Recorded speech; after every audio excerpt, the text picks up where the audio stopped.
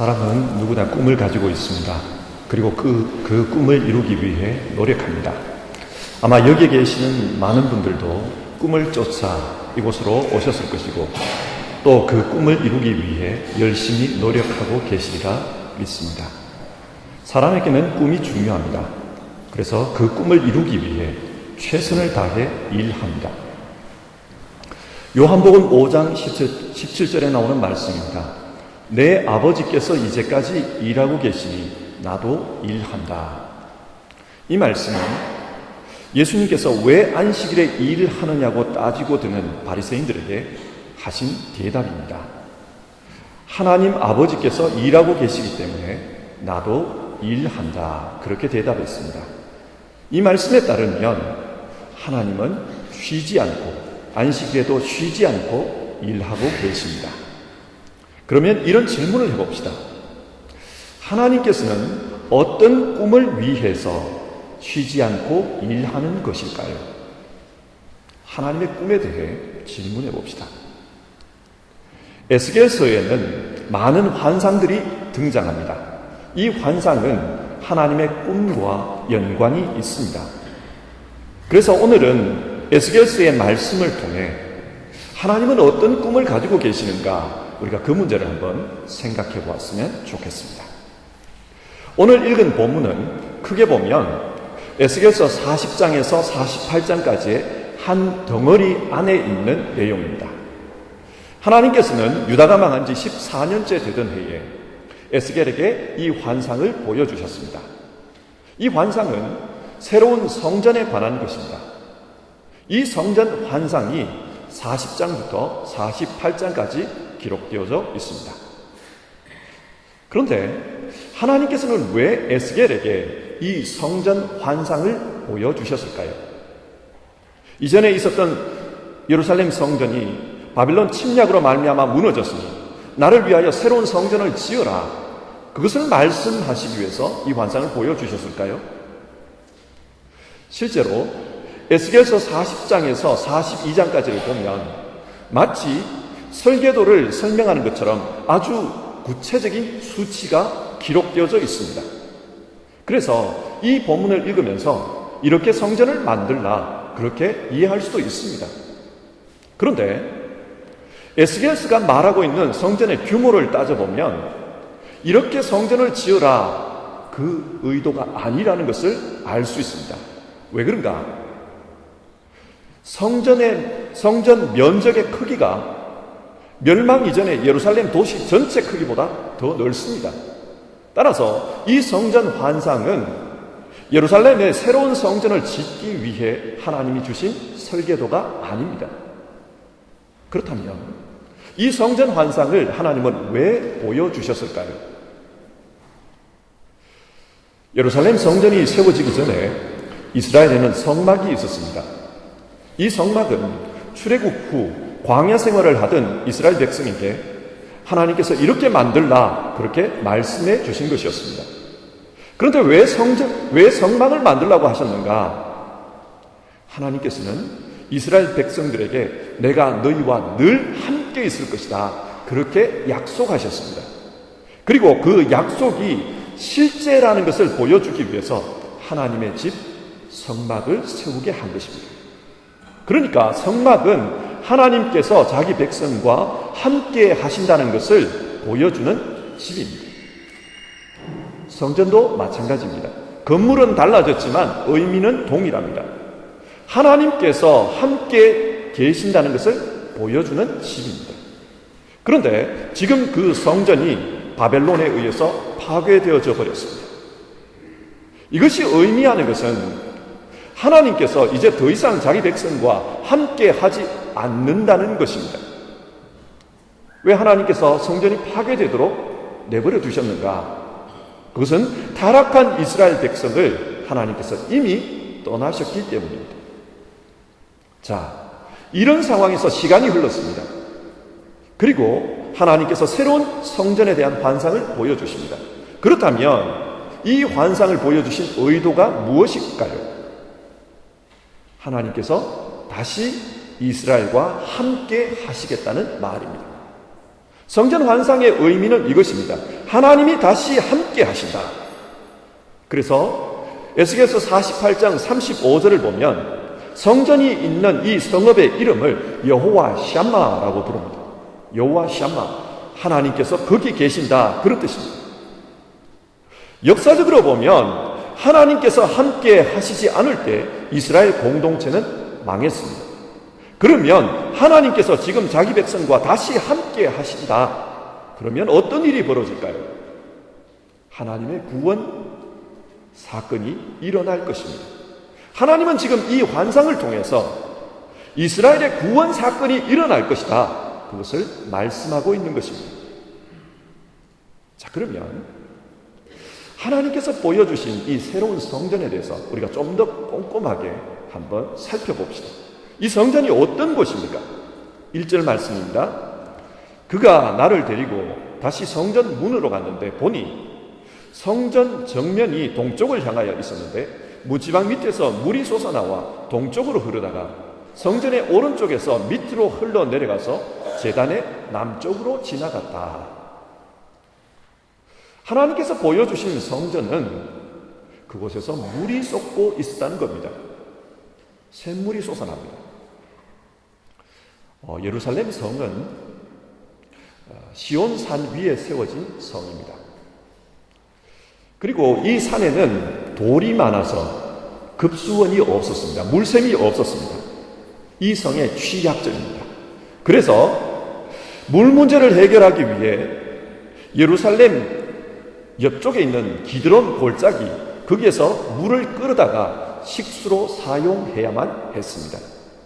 따라서 오늘 성경이 성전 문지방에서 물이 흘러나온다는 것은 실제 사건에 대한 묘사가 아닙니다. 그럼 뭔가 영적인 묘사입니다.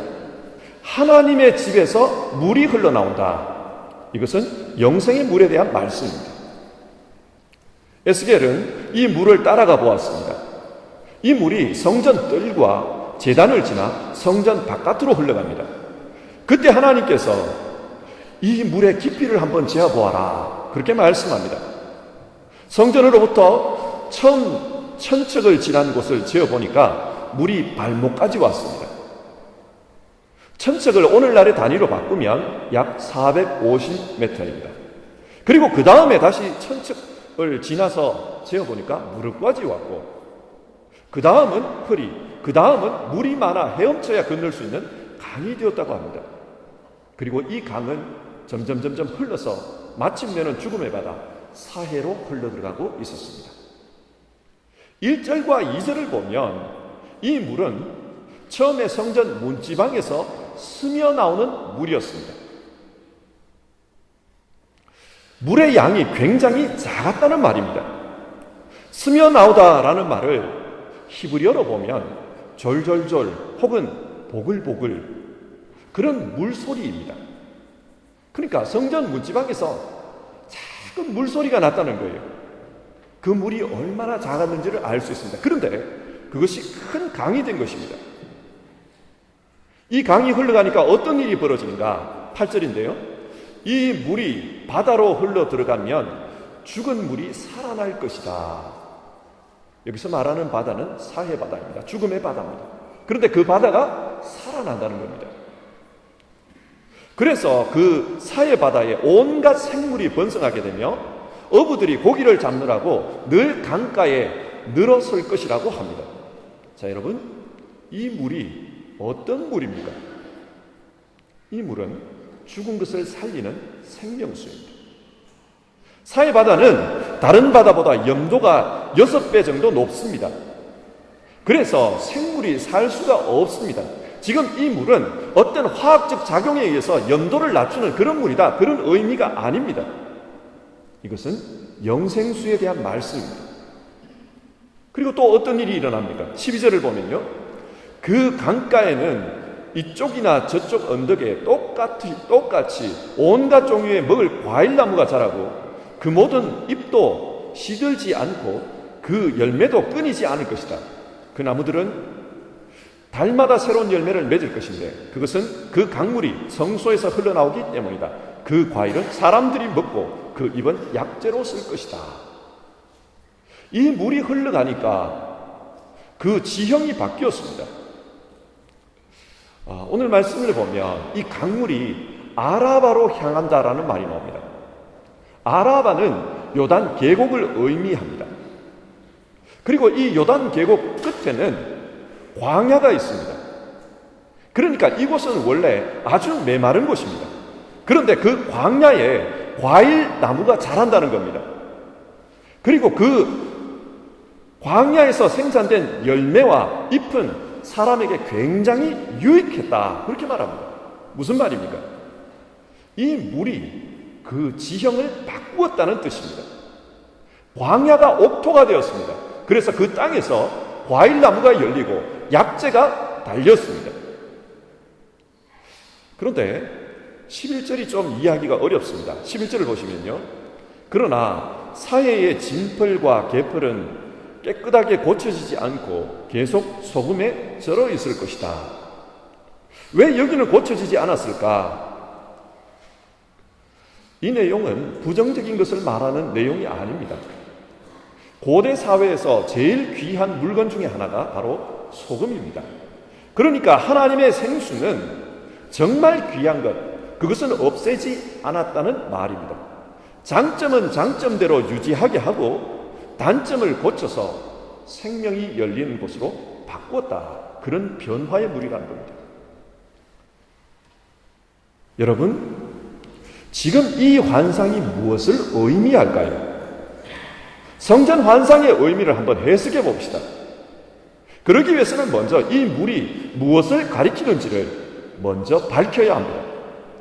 1절을 보면 이 물은 성전 문지방 밑에서 흘러나왔습니다. 에스겔서 9장 3절에서 7절을 보면 이 성전 문지방은 옛날에 하나님의 서기관이 심판해서 죽어야만 할 사람들을 먹그릇을 가지고 그 이마에 표시를 하던 장소입니다. 그러니까 죽음의 장소, 심판의 장소를 의미합니다. 그런데 그 죽음의 장소가 지금은 생명수가 흘러나오는 장소가 되었습니다. 여러분, 이 문지방이 어디일까요?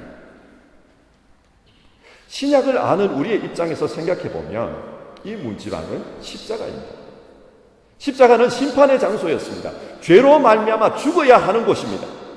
그러나 예수님께서 그곳에서 우리 대신에 죽으셨습니다. 그래서 우리는 구원을 얻었습니다. 십자가는 심판의 장소였지만 예수님으로 말미암아 우리에게 생명의 장소로 바뀌었습니다. 따라서 이 문지방은 십자가로 이해할 수 있습니다.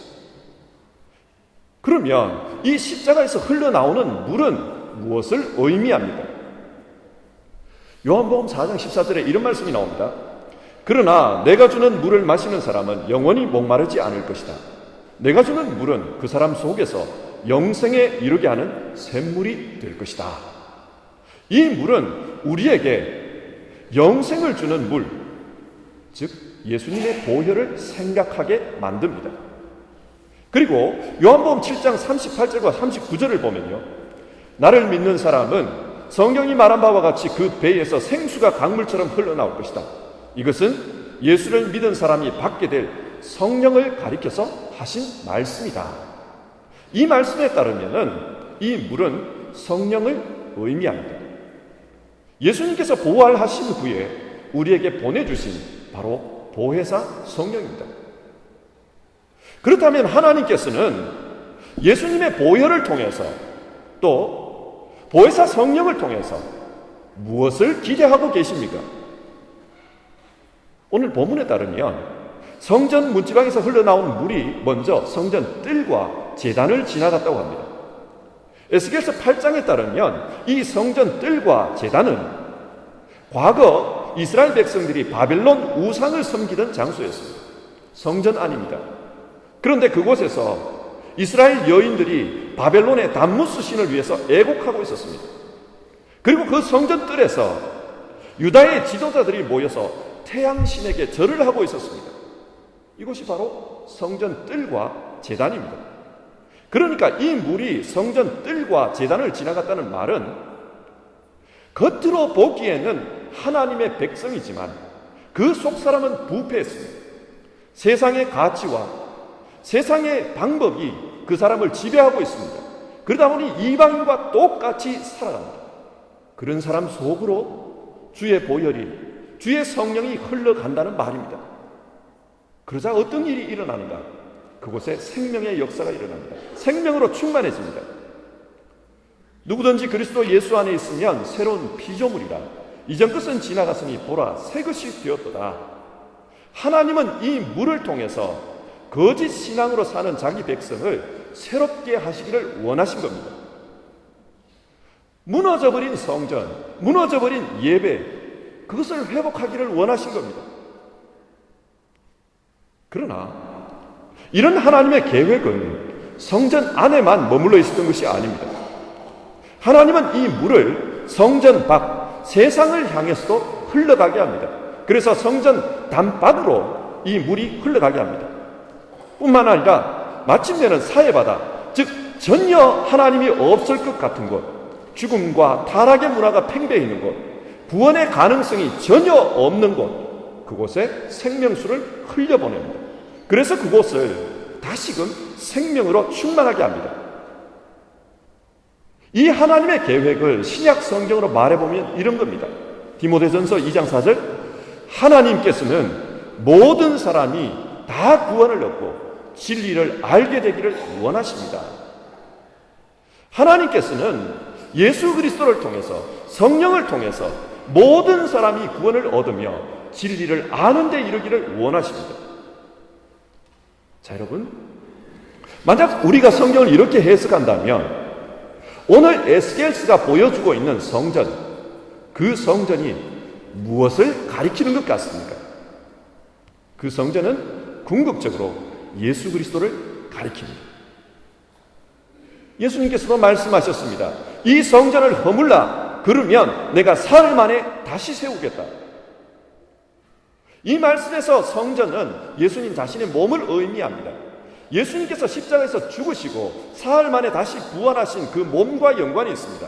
따라서 오늘 본문에 나오는 이 성전 환상은 예수님께서 이 땅에 오셔서 십자가를 지고 피를 흘리시고 그 피의 결과로 성령의 역사로 여호와 샴마가 이루어지는 그 이야기를 말하고 있는 겁니다.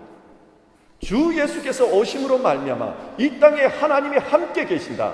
여호와 샴마, 그게 이루어진다. 그것을 말하고 있습니다. 자, 그렇다면 여러분, 이 환상을 통해서 성경이 말하고 있는 하나님의 꿈이 무엇입니까? 하나님의 꿈이 뭡니까? 그것은 예수 그리스도를 통한 여호와 샴마, 하나님의 구원입니다.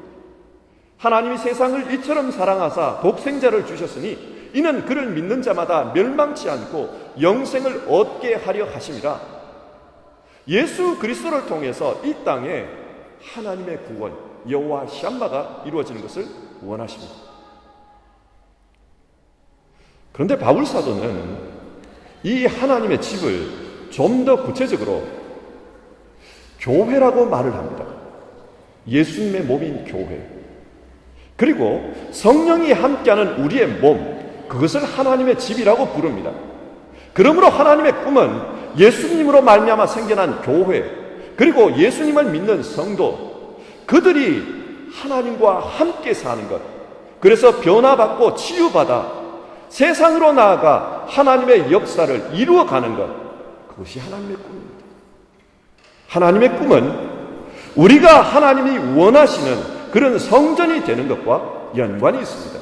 우리가 성전이 되는 것, 그래서 그 성전이 세계 곳곳에 서 있어서 이 세상이 변화되는 것, 그것이 하나님의 꿈입니다.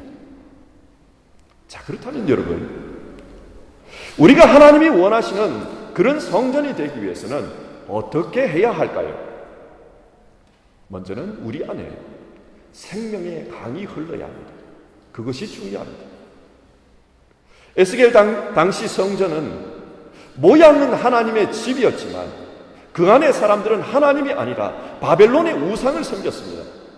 세계의 헤게모니를 쥐고 있는 그 바벨론 신들을 섬기고 있었고, 바벨론의 학문인 점성술을 따라 살아가고 있었습니다. 그래서 하나님의 집에서, 그 제단에서 태양을 보면서 점치는 일을 했습니다.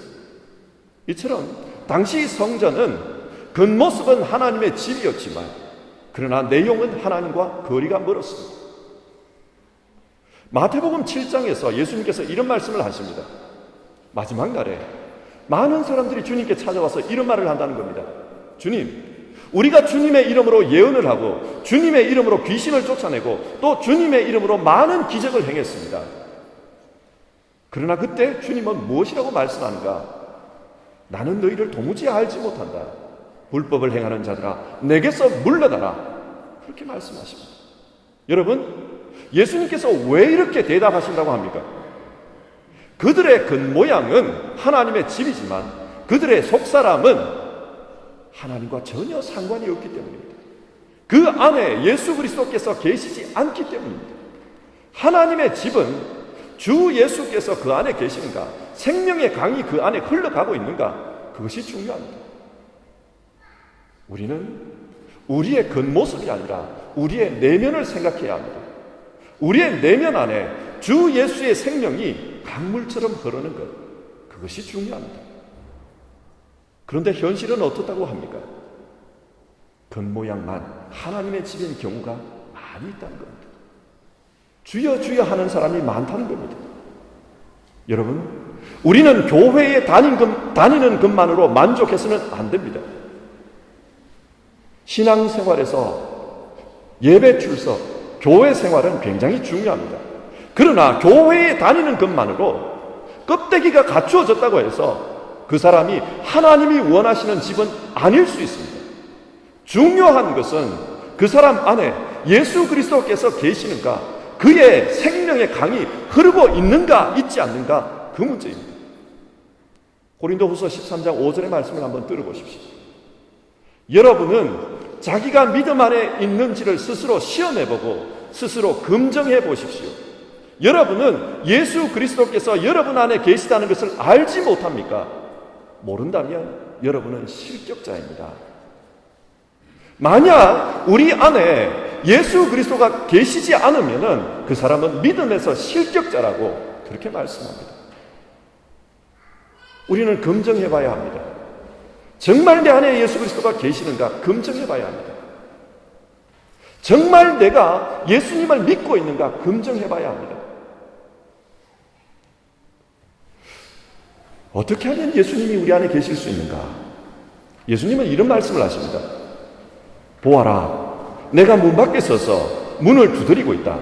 누구든지 내 음성을 듣고 문을 열면 나는 그에게로 들어가서 그와 함께 먹고 그는 나와 함께 먹을 것이다. 우리가 마음 문을 열기만 하면 주님은 들어오신다는 겁니다.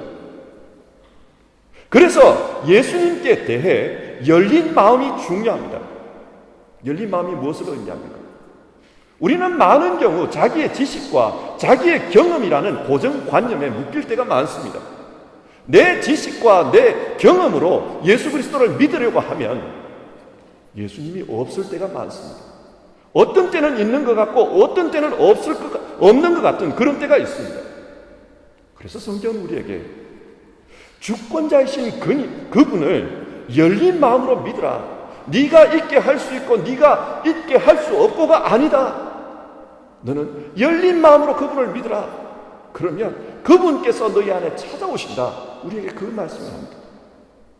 신앙은 내가 기준이 될 수가 없습니다. 삶을 사는 데 있어서 내 지식과 내 경험이 필수적이고 중요하지만 그러나 그것이 기준이 되면 고정관념에 사로잡히기 쉽습니다. 열린 마음으로 주 예수를 믿으라. 그러면 그분이 너희 안에 들어와서 너희와 더불어 먹을 것이다. 그렇게 말씀합니다.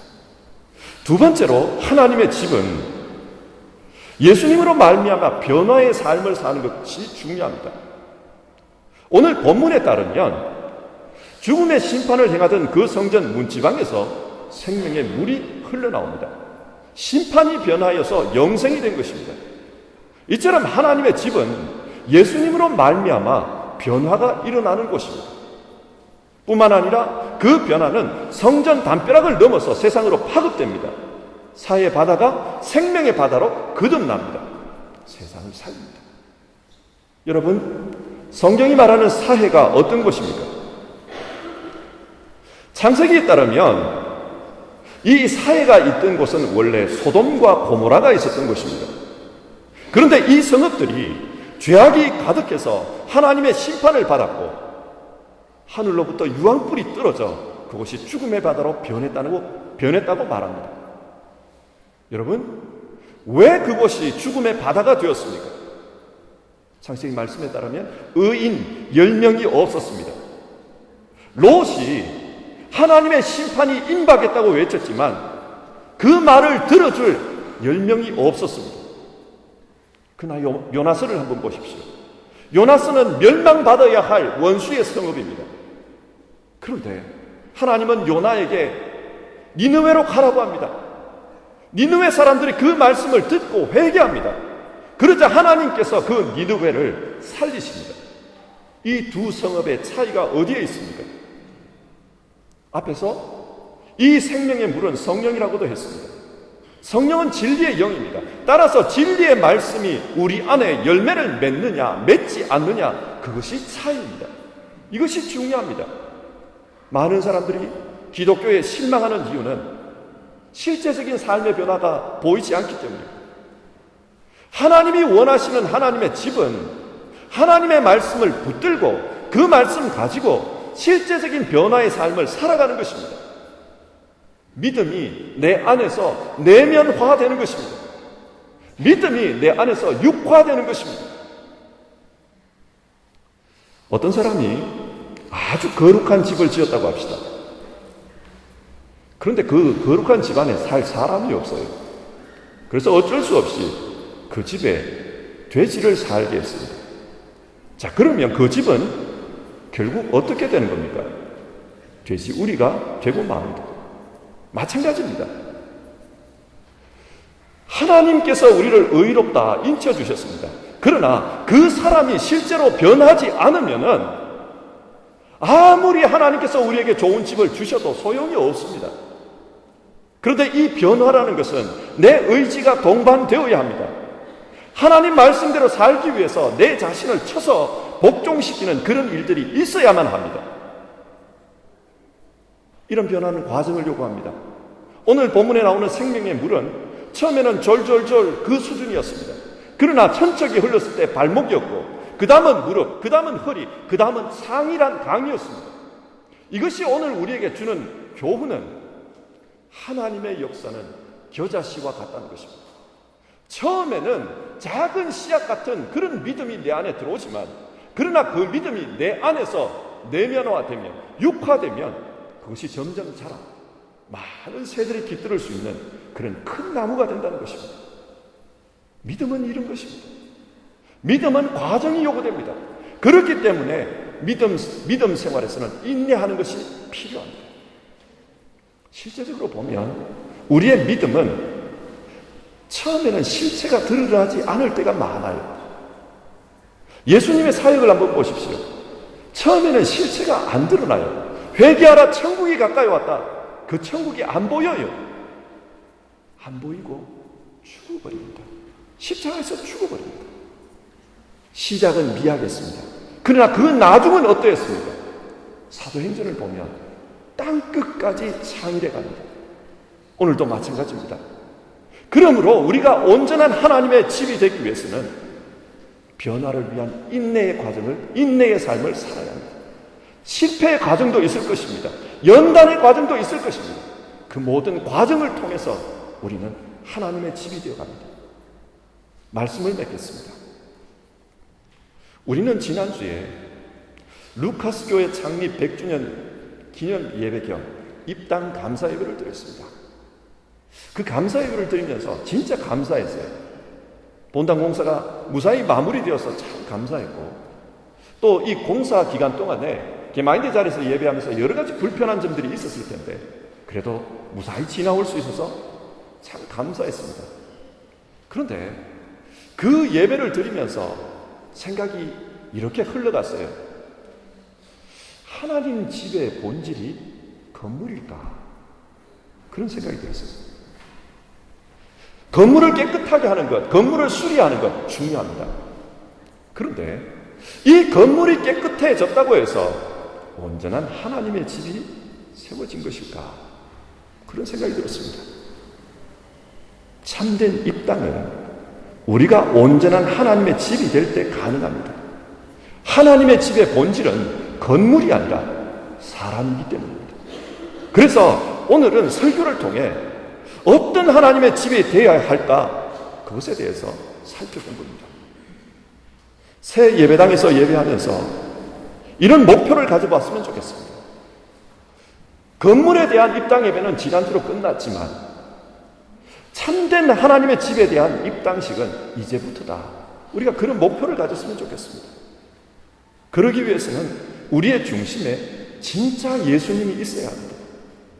껍데기만 이 자리에 왔다 갔다가 아니라 진짜 내 안에 예수님이 있어야 합니다. 그리고 내 안에 계시는 그 예수님 때문에 내 삶이 그분을 닮아가는 과정이 있어야 합니다. 내면화가 일어나야 합니다. 그렇게 우리가 믿음으로 살면 우리를 통해서 이 세상에 하나님의 영광이 드러날 것입니다. 우리 시대는 여러 면에서 절망적입니다. 신앙적인 면에서 많은 어려움이 있습니다. 하나님의 영광이 가려진 것 같습니다. 그러나 우리가 주 예수를 모시고 그 신앙으로 내면화의 삶을 살아가면 하나님께서 영광이 드러나게 하실 것입니다. 하나님은 이것을 꿈꾸실 것입니다. 사랑하는 성도 여러분, 우리 모두 하나님이 원하시는 그런 집이 되었으면 좋겠습니다. 우리 안에 주 예수 그리스도의 성령, 그 성령이 강처럼 흐르기를 원합니다. 그 주 예수 그리스도의 성령이 우리를 치유하시고 변화시키는 역사가 있기를 원합니다. 그래서 우리 안에 하나님의 영광이 가득해지기를 원합니다. 그래서 날마다 예배할 때 온전한 입당 감사가 우리 안에 있기를 주님의 이름으로 축원합니다. 우리 같이 찬송하면서요 기도하는 시간을 가져봅시다. 자, 이 시간 우리 같이 기도해 봅시다. 지난주에 100주년 감사 예배 그리고 입당 예배를 드렸습니다. 건물을 하나님께 드리고 또 감사하는 것 참 중요합니다. 그러나 그것으로 끝나서는 안 됩니다. 참된 하나님의 집은 우리 자신들입니다. 그리고 교회입니다. 참된 하나님의 집이 되기 위해서는 그 안에 예수 그리스도께서 역사하셔야 됩니다. 그분의 성령이 역사하시면서 치유하시고 새롭게 하시고 변화해 주시는 그런 일들이 일어나야 합니다. 그때 그곳에 하나님의 영광이 가득하게 될 것이기 때문입니다. 그래서 오늘 우리 같이 기도해 봅시다. 하나님, 내가 하나님의 성전입니다. 하나님, 내가 하나님의 성전으로서 온전해지게 하여 주시옵소서. 주 예수 그리스도 안에서 주 예수 그리스도를 믿는 믿음으로 주 예수 그리스도의 성령으로 온전한 성전이 되어가게 하옵소서. 우리 교회가 온전한 하나님의 성전이 되게 하여 주시옵소서. 여호와 샴마, 하나님의 영광이 거기 머무는 그런 교회가 되게 하여 주시옵소서. 그러기 위해 정말 예수 중심으로 신앙할 수 있게 도와주시고 열린 마음으로 예수님을 믿을 수 있게 도와주시옵소서. 그리고 신앙이 내면화되어 우리 자신들이 변화되고 또 세상의 변화에 촉매제가 되는 우리 모두 되게 하여 주시옵소서. 우리 시간 같이 기도해 봅시다.